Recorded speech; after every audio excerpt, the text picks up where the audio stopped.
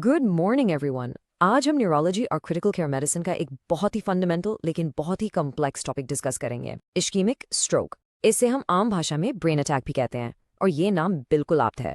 ये एक ऐसी डेविस्टेटिंग न्यूरोलॉजिकल इमरजेंसी है जिसमें हर गुजरता सेकंड ब्रेन के लिए तबाही लाता है। आप लोग जब अपनी क्लिनिकल पोस्टिंग्स में जाएंगे, चाहे मेडिसिन वार्ड हो, कैजुअलिटी हो या ICU, I can guarantee you आपको हर दिन स्ट्रोक के पेशेंट्स मिलेंगे। इंडिया में स्ट्रोक का बर्डन बहुत ज़्यादा है and it's one of the leading causes of death and disability. इसलिए एक कॉम्पिटेंट डॉक्टर बनने के लिए इसकी पैथोफिजियोलॉजी, इसका क्लिनिकल डायग्नोसिस और इसका मॉडर्न मैनेजमेंट आपको बिल्कुल फिंगर टिप्स पे होना चाहिए। आज की इस मास्टर क्लास का एम यही है कि हम इश्कीमिक स्ट्रोक को डिटेल में फ्रॉम मॉलिक्यूल्स टू मैनेजमेंट ए से जी तक समझें। So let's begin. चलिए इस लेक्चर को एक बेसिक फिजियोलॉजिकल सवाल से शुरू करते हैं। सोचो, आपकी ब्रेन को, जो आपकी पूरी बॉडी का कमांड सेंटर है, उसको अचानक से ऑक्सीजन मिलना बंद हो जाए तो क्या होगा? हमारे ब्रेन एक बहुत ही ग्रीडी ऑर्गन है। इसका वेट पूरी बॉडी का सिर्फ 2% होता है, लेकिन ये टोटल कार्डियक आउटपुट का 15 से 20% ब्लड और 20% ऑक्सीजन और ग्लूकोज अकेले कंज्यूम करता है। It has zero energy reserves. ये फ्यूचर के लिए कुछ स्टोर नहीं करता। इसलिए ब्रेन को एक कंटिन्यूअस अनइंटरप्टेड ब्लड सप्लाई चाहिए, जिसे हम सेरिब्रल ब्लड फ्लो या सीबीएफ कहते हैं। नॉर्मली ये 50 ml पर 100 ग्राम ऑफ ब्रेन टिश्यू पर मिनट होता है। जैसे ही ब्लड सप्लाई बंद होती है, इसके पास बैकअप नहीं होता। The consequences are immediate and catastrophic. यही इस्कीमिक स्ट्रोक का फंडामेंटल प्रॉब्लम है, a sudden and complete energy crisis at the cellular level. ये स्लाइड इस प्रॉब्लम के स्केल को बहुत पावरफुली हाईलाइट करती है। जब हम स्ट्रोक शब्द यूज करते हैं तो इसमें दो मेन टाइप्स आते हैं, ischaemic and haemorrhagic. Haemorrhagic stroke का मतलब है ब्रेन के अंदर वेसल फट गई और ब्लीडिंग हो गई। लेकिन 100 स्ट्रोक के केसेस में से on average 87 cases ischaemic stroke के होते हैं, मतलब ब्रेन की ब्लड वेसल में ब्लॉकेज की वजह से होने वाला स्ट्रोक। इसका क्लिनिकल इम्प्लीकेशन सीधा है। एज अ डॉक्टर आप जिन स्ट्रोक पेशेंट्स को ट्रीट करेंगे, the vast majority will have an ischaemic stroke. अब ये ब्लॉकेज होता क्यों है? इसके 3 मेन कॉजेज हैं। नंबर 1, लार्ज आर्टरी एथेरोस्क्लेरोसिस, जिसमें करोटिड या सेरेब्रल आर्टरीज में कोलेस्ट्रॉल का प्लैक बन जाता है और उसके ऊपर क्लॉट फॉर्म होकर वेसल को ब्लॉक कर देता है। Number 2, cardio embolism. इसमें हार्ट के अंदर, स्पेशली एट्रियल फिब्रिलेशन जैसे कंडीशन में, क्लॉट बनता है और वहां से ट्रैवल करके ब्रेन की वेसल में जाकर फंस जाता है। और नंबर 3, स्मॉल वेसल डिजीज, जिसे लैक्यूनार स्ट्रोक भी कहते हैं, जिसमें ब्रेन की छोटी छोटी पेनिट्रेटिंग आर्टरीज ब्लॉक हो जाती हैं, usually due to chronic hypertension and diabetes. So let's formally define it. Ischaemic stroke क्या है?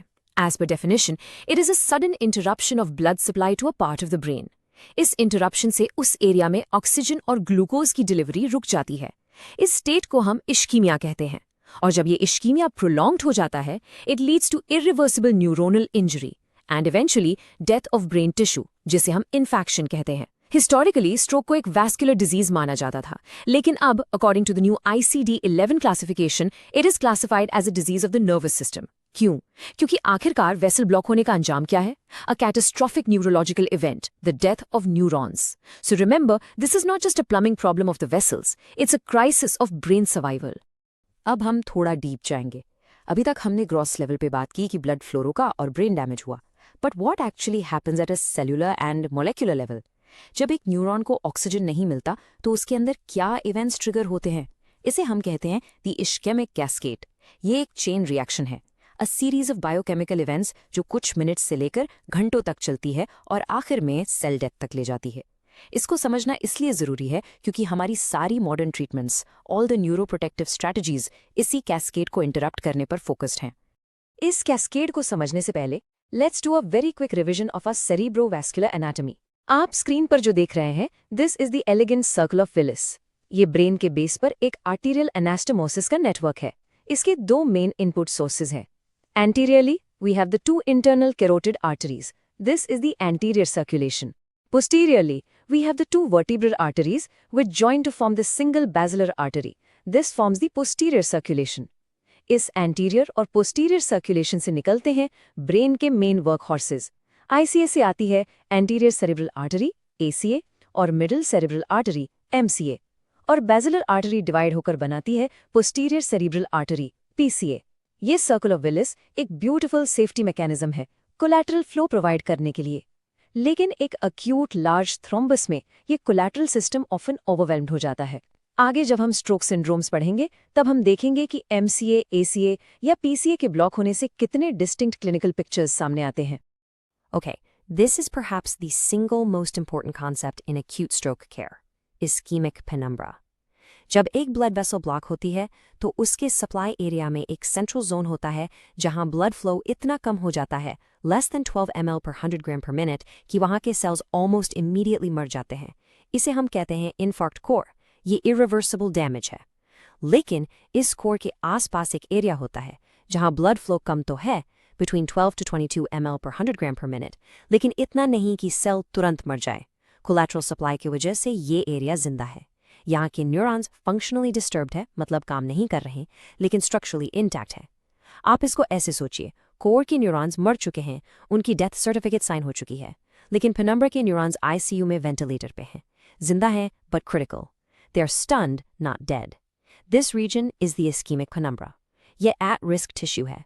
अगर हम टाइम पे ब्लड फ्लो रिस्टोर कर दें तो ये पेनम्ब्रा बच सकता है, अगर नहीं तो ये पेनम्ब्रा भी धीरे धीरे इन्फार्क्ट कोर का हिस्सा बन जाएगा।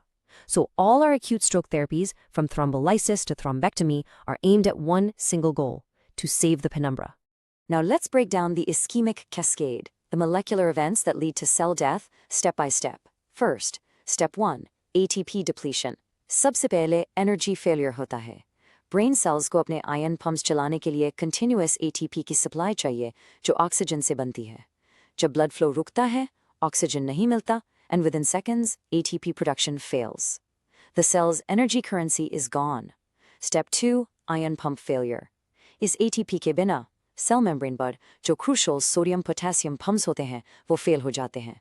रिजल्ट, सोडियम सेल के अंदर फ्लड करने लगता है और ऑस्मोसिस के थ्रू पानी उसको फॉलो करता है। This leads to cytotoxic edema. The cell starts to swell up like a balloon. Step 3, glutamate excitotoxicity. इस आयोनिक इम्बैलेंस से सेल मेम्ब्रेन डीपोलराइज हो जाती है, जिससे न्यूरॉन्स अपने प्राइमरी एक्साइटेटरी न्यूरोट्रांसमीटर ग्लूटामेट को अनकंट्रोल्ड अमाउंट में रिलीज करते हैं। ये एक्सेस ग्लूटामेट बॉस के न्यूरॉन्स को NMDA रिसेप्टर्स को ओवर एक्टिवेट करता है, जिससे उनके अंदर कैल्शियम की फ्लड आ जाती है। And high intracellular calcium is extremely toxic. It acts like a trigger, activating destructive enzymes like proteases and lipases, जो सेल के इंटरनल स्ट्रक्चर्स को डाइजेस्ट करना शुरू कर देती है। इसे कहते हैं excitotoxicity, excitement that leads to toxicity and death.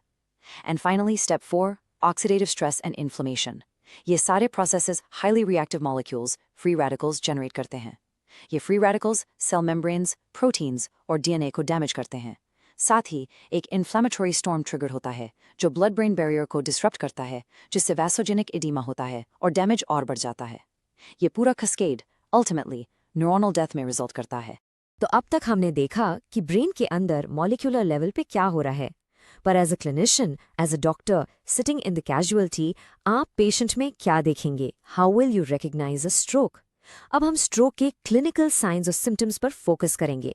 पहचान, क्योंकि जब तक आप पहचानेंगे नहीं तब तक आप ट्रीट कैसे करेंगे? और स्ट्रोक को पहचानने का सबसे इंपॉर्टेंट रूल है कि सिम्टम्स डिपेंड करते हैं कि कौन सी ब्लड वेसल ब्लॉक हुई है। ये स्लाइड आपको बताती है कि स्ट्रोक के सिम्टम्स इतने वेरिएबल क्यों होते हैं। हर पेशेंट एक जैसे सिम्टम्स के साथ नहीं आता, क्योंकि जैसा आप इस डायग्राम में देख सकते हैं, ब्रेन की अलग अलग आर्टरीज ब्रेन के स्पेसिफिक हिस्सों को सप्लाई करती हैं और ब्रेन का हर हिस्सा एक स्पेसिफिक फंक्शन कंट्रोल करता है: मूवमेंट, सेंसेशन, स्पीच, विजन। तो प्रिंसिपल बहुत सिंपल है, जिस आर्टरी में ब्लॉकेज होगी उस आर्टरी के द्वारा सप्लाई किए जाने वाले ब्रेन एरिया का फंक्शन लॉस हो जाएगा। The symptoms depend on the vascular territory involved. एक अच्छा क्लिनिशियन पेशेंट के सिम्टम्स देखकर ही अंदाजा लगा सकता है कि कौन सी वेसल ब्लॉक हुई है, even before seeing a CT or MRI. Let's discuss the main vascular syndromes one by one. Let's start with the most common one, the middle cerebral artery or MCA stroke. आपके ward में 10 stroke patients हैं तो उनमें से 6-7 को MCA stroke होगा। MCA brain के lateral surface को सप्लाई करती है, जहां आर्म, फेस और लैंग्वेज के एरियाज होते हैं। तो जब MCA ब्लॉक होती है, का 6 सिम्टम्स होते हैं। कॉन्ट्रालैटरल हेमीपेरेसिस यानी ऑपोजिट साइड की वीकनेस। इसमें वीकनेस आर्म और फेस में लेग से ज्यादा होती है, arm and face greater than leg. उसी साइड पे कॉन्ट्रालैटरल सेंसरी लॉस, होमोनिमस हेमियोनोपिया यानी दोनों आंखों के एक साइड का विजुअल फील्ड लॉस हो जाना। अगर स्ट्रोक डोमिनेंट हेमिस्फीयर में है, जो ज्यादातर लोगों में लेफ्ट होता है, तो पेशेंट को एफेजिया होगा, यानी स्पीच की प्रॉब्लम। या तो बोल नहीं पाएगा, ब्रोकर्स एफेजिया, या समझ नहीं पाएगा, वर्निकिस एफेजिया। और अगर stroke non dominant hemisphere usually right में है, तो पेशेंट को हेमिस्पेशियल निग्लेक्ट सिंड्रोम हो सकता है, जिसमें पेशेंट अपनी बॉडी की एक साइड को या स्पेस की एक साइड को कंप्लीटली इग्नोर करने लगता है। इसको हमेशा याद रखिए, contralateral face and arm weakness, especially when combined with aphasia or neglect, is the classic signature of an MCS stroke. अब आते हैं एंटीरियर सेरिब्रल आर्टरी या ACA स्ट्रोक पर। ACA ब्रेन के मीडियल सरफेस को सप्लाई करती है, जहां लेग का मोटर एरिया होता है। लॉजिकली इसका मेन सिम्टम होगा कॉन्ट्रालैटरल वीकनेस, लेकिन इस बार leg greater than arm and face. MCA से बिल्कुल उल्टा। सोचो, एक पेशेंट कैजुअलिटी में आता है जिसका एक पैर अचानक से कमजोर हो गया है, लेकिन हाथ और चेहरा ठीक है। You should immediately think of an ACA stroke. इसके अलावा फ्रंटल लोब इन्वॉल्वमेंट की वजह से पर्सनैलिटी चेंजेस भी हो सकते हैं, जैसे एपैथी, डिसइनहिबिशन या impaired judgement. Urinary incontinence is also a classic feature. Now let's also talk about posterior circulation strokes, जो PCA या वर्टिब्रोबैसिलर आर्टरी के ब्लॉक होने से होते हैं। इनके सिम्टम्स एंटीरियर सर्कुलेशन से बहुत अलग होते हैं। इनमें आपको क्रॉस्ड साइंस मिल सकते हैं, जैसे फेस पे एक साइड डेफिसिट और बॉडी में दूसरी साइड। पेशेंट को severe vertigo, vomiting, nystagmus, ataxia यानी बैलेंस प्रॉब्लम और डिप्लोपिया यानी डबल विजन हो सकता है। इसलिए डिजीनेस को कभी हल्के में नहीं लेना चाहिए। It can be a sign of a posterior circulation stroke. ये लाइन आप सब अपने दिमाग में प्रिंट कर लीजिए। The single most important feature, the hallmark of all stroke syndromes, is sudden onset. Patient आपसे कहेगा, डॉक्टर साहब मैं सुबह अखबार पढ़ रहा था और अचानक मेरा हाथ गिर गया। ये सडन वर्ड क्रिटिकल है। जो सिम्टम्स धीरे धीरे दिनों या हफ्तों में डेवलप होते हैं, वो यूजुअली स्ट्रोक नहीं होते। वो ट्यूमर, इन्फेक्शन या कोई डिजेनरेटिव प्रॉब्लम हो सकती है। स्ट्रोक में सिम्टम्स सेकेंड्स या मिनट्स में अपनी मैक्सिमल सिवियरिटी तक पहुंच जाते हैं। यही इसकी पहचान है। लेकिन याद रखिए, हर सडन न्यूरोलॉजिकल डेफिसिट स्ट्रोक नहीं होता।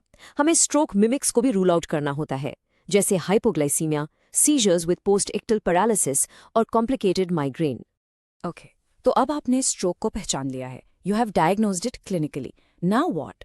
अब शुरू होती है अ रेस अगेंस्ट टाइम। क्योंकि जैसा हमने पेनम्ब्रा के कॉन्सेप्ट में समझा, हमारे पास ब्रेन टिश्यू को बचाने के लिए बहुत लिमिटेड टाइम होता है।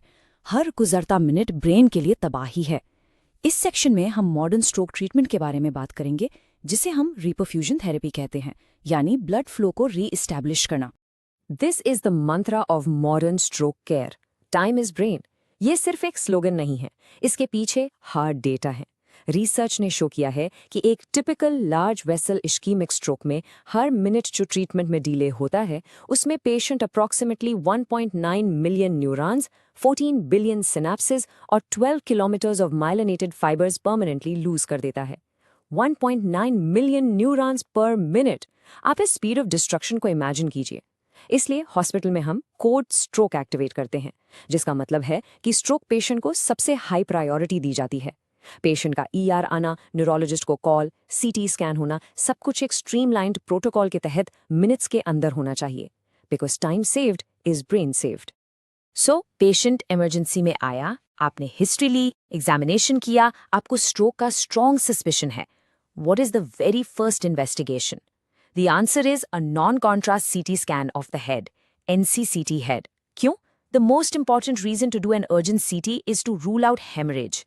हम ये देखना चाहते हैं कि पेशेंट को ब्लीडिंग तो नहीं है, क्योंकि इस्कीमिक और हेमरेजिक स्ट्रोक का ट्रीटमेंट बिल्कुल ऑपोजिट है।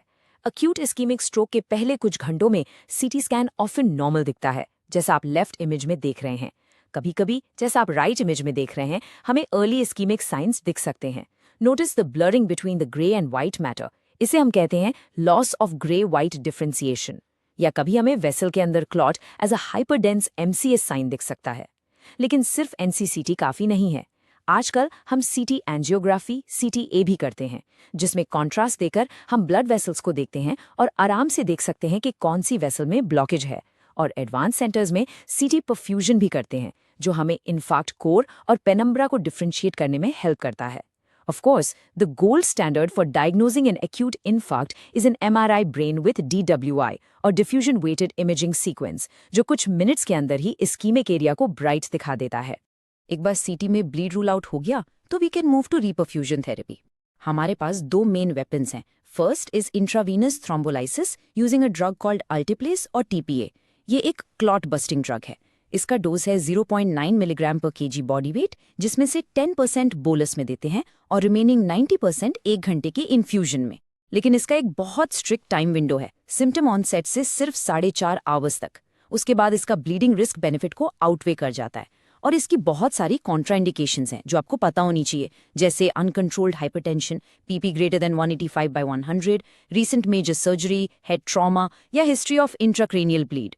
हमारा second and more powerful weapon is mechanical thrombectomy. ये उन पेशेंट्स के लिए है जिनकी लार्ज वेसल में ब्लॉकेज है, एलवीओ। इसमें इंटरवेंशनल न्यूरो रेडियोलॉजिस्ट पेशेंट की ग्रोइन की आर्टरी से कैथेटर डालकर सीधा ब्रेन के क्लॉट तक पहुंचता है और एक स्टेंट रिट्रीवर डिवाइस से क्लॉट को फिजिकली पकड़कर बाहर निकाल लेता है। इसका टाइम विंडो भी बड़ा है। डिपेंडिंग ऑन एडवांस्ड इमेजिंग हम इसे 24 आवर्स तक भी कर सकते हैं। So the key takeaway is small clot early presentation, think TPA. Large clot even later presentation, think thrombectomy. और आजकल एलिजिबल पेशेंट्स में हम दोनों यूज करते हैं। तो हमने अक्यूट ट्रीटमेंट कर दिया, क्लॉट निकाल दिया, पेनम्ब्रा बचा लिया, but the story doesn't end there. अब पेशेंट आईसीयू या स्ट्रोक यूनिट में एडमिट होगा। यहाँ हमारा फोकस शिफ्ट होता है आफ्टरमैथ मैनेजमेंट और आगे के लिए प्रिवेंशन पर। स्ट्रोक एक लाइफ चेंजिंग इवेंट है। आईसीयू में हमें पेशेंट को स्टेबलाइज करना है, कॉम्प्लिकेशंस प्रिवेंट करनी है और सेकेंडरी प्रिवेंशन शुरू करना है। How do we prevent a second stroke? Prevention हमेशा रिस्क फैक्टर कंट्रोल से शुरू होता है। आप स्क्रीन पर मॉडिफाइबल रिस्क फैक्टर्स देख रहे हैं जिन्हें हम कंट्रोल कर सकते हैं। Hypertension is the number 1 enemy. Chronic high BP blood vessels की डेलिकेट इनर लाइनिंग एंडोथीलियम को कांस्टेंट इंजरी पहुंचाता है, जिससे एथेरोस्क्लेरोसिस का प्रोसेस एक्सेलरेट होता है।